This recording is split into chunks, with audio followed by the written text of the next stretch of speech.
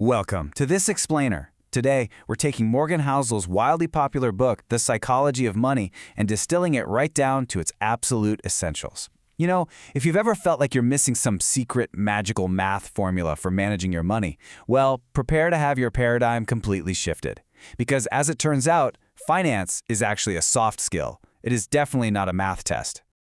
Okay, let's dive into this incredibly jarring contrast right off the bat. Picture Ronald Reed. He was a rural janitor and gas station attendant who lived a remarkably quiet, low-key life. Yet he died with a net worth of over $8 million. Now put him right next to Richard Fuscone. This guy was a Harvard-educated Merrill Lynch executive with an MBA. He was practically destined for extreme wealth, but after borrowing heavily to expand an 18,000-square-foot mansion, he went completely bankrupt after the 2008 financial crisis. So you have to ask yourself, how on earth did a humble janitor massively outperform a top-tier finance executive? To figure that out, we're going to walk through 6 core pillars: the janitor and the executive, why we seem crazy, getting versus staying wealthy, wealth is what you don't see, the highest dividend, and finally, reasonable over rational. By the time we wrap up this explainer, you're going to have a completely shifted perspective on what it actually takes to build wealth.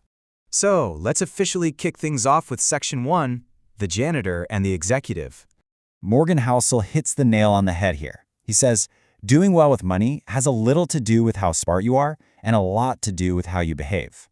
When it came down to investing, Ronald Reed was simply patient and Richard Fuscone was greedy. And honestly, that is all it took to completely eclipse a massive gap in education and experience. The big takeaway here? Ordinary folks can absolutely build serious wealth if they just master emotional control completely regardless of their IQ.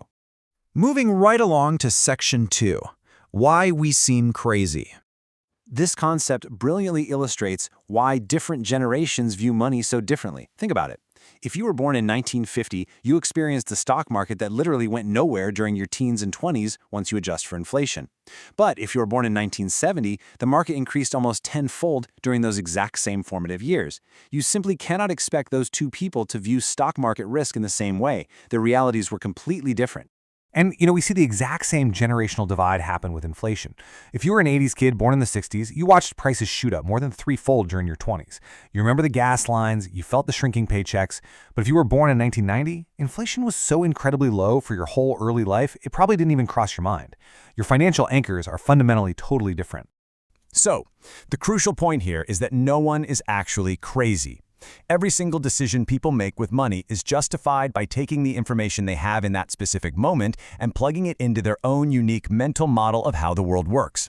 We're all just making decisions based on deeply personal, historically unique experiences. All right, let's jump into Section 3, getting versus staying wealthy. We so often lump money skills into one big bucket, but they are actually polar opposites. Getting money is like launching a rocket, right? It requires taking big risks, being highly optimistic, and aggressively putting yourself out there. But keeping that money, that requires a defensive shield. It demands frugality, a strict survival mindset, and honestly, a healthy dose of paranoia that what you've made can just vanish. You have to be able to stick around long enough for compounding to actually do its thing. Survival really is the ultimate financial skill. Which brings us to Section 4. Wealth is what you don't see. We desperately need to clarify the difference between these two words because society gets them mixed up all the time. We tend to judge wealth by what's right in front of us, the flashy Instagram photos, the sports cars, the massive houses. But that is just being rich. It's current, visible income that is actively being spent. True wealth, on the other hand, is the money you intentionally do not spend. It's the nice cars you didn't buy, the first-class upgrades you declined. Wealth is hidden restraint. And because it's invisible, it's incredibly hard for us to learn by imitating it. So, if wealth is ultimately the stuff you don't spend, we have to stop and ask ourselves a really fundamental question. How do you actually increase your savings when the entire world is constantly shouting at you to spend, spend, spend? While the book offers this fascinating, incredibly simple formula, savings equals income minus ego. Let that sink in. Past your basic, comfortable needs, your spending is mostly just your ego approaching your income. It's just a way to spend money to show other people that you have money. What this brilliantly reveals is that one of the most powerful ways to increase your savings isn't necessarily to hustle harder and raise your income. It's actually to raise your humility. When you care less about what others think of you, your desire to spend plummets and your wealth naturally grows. Now let's look at Section 5, the highest dividend. At the end of the day, it's not about buying luxury goods. The highest form of wealth is literally the ability to wake up every single morning and say, I can do whatever I want today. Studies in psychology consistently show that having a strong sense of controlling your own life is a far more dependable predictor of happiness than your salary or how big your house is.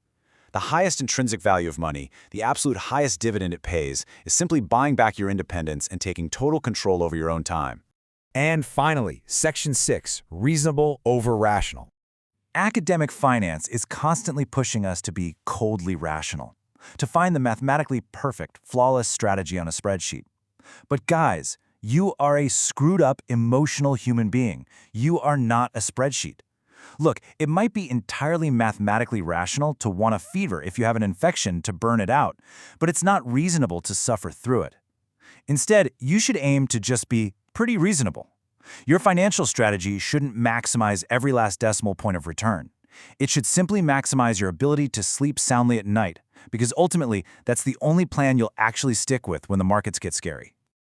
Okay, let's rapidly synthesize these essentials. First, use your money to control your time. That is the highest dividend you can get. Second, drop the flashiness. Remember, true wealth is what you don't see. Third, save just to save. You really don't need a specific reason other than building a hedge against life's inevitable, unpredictable surprises. And finally, always worship room for error. A solid margin of safety ensures you can survive long enough for the absolute magic of compounding to work in your favor. Understanding how you behave with money is the single greatest investment you can make. So I want to leave you with this. What is one invisible financial choice you can make today to buy back a piece of your independence tomorrow? Think about it. If you enjoyed this, subscribe to In 8 Minutes and never miss what matters.